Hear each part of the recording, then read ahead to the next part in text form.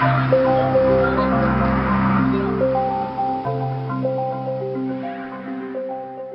wanted to build a vehicle that could do profiles and create them at very high resolution, both in shallow water and deep water, and sort of do a little bit better than we can do with other existing instruments. So hi, I'm Chris Roman from the University of Rhode Island Graduate School of Oceanography. I do marine robotics. So the project here today, the Wire Flyer, as we call it, is a vehicle designed to profile the ocean. So we want the vehicle to fly along and collect data on a slice of the ocean, so we could look at interesting things like fronts and mixing and currents.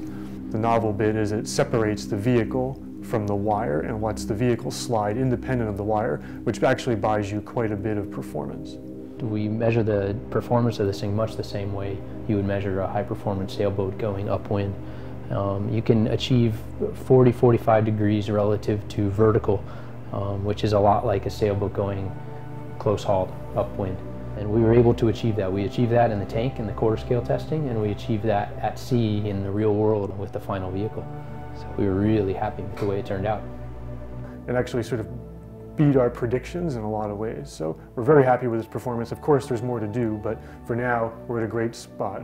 So in the process of the design, there was a lot of head scratching, a lot of calculations that earned a fellow's master's degree in the process. And the first concept is it's flowing through the water, so it has an airfoil-like shape for streamlining in this direction, in the fore and aft direction. But we also wanted it streamlined in the up-down direction because the vehicle not only goes forward through the water, but it's going up and down along the cable. So it needs to be really a slippery watermelon seat in all directions. But it was pretty gratifying when you go out and you go offshore in November off of the New England coast in the sloppy weather that the vehicle really did what it was supposed to do. So it was very, very gratifying.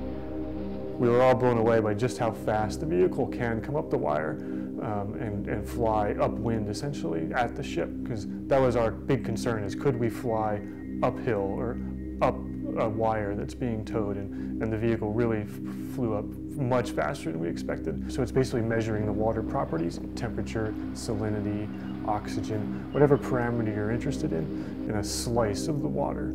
It's essentially in outer space when you put it in water. It has this big yellow pack on top, and that is the buoyancy. It's called syntactic foam, very strong, that it can go deep in the ocean without crushing. Fundamentally, until you see it work in person, you're not 100% sure. And when it beats your expectations right out of the gates, then it's very exciting. Yes, this is going to work. We're set. Now we have to just refine it. I think we're encouraged. The results, I think, will speak for themselves, and I think we're going to be able to do some really interesting stuff.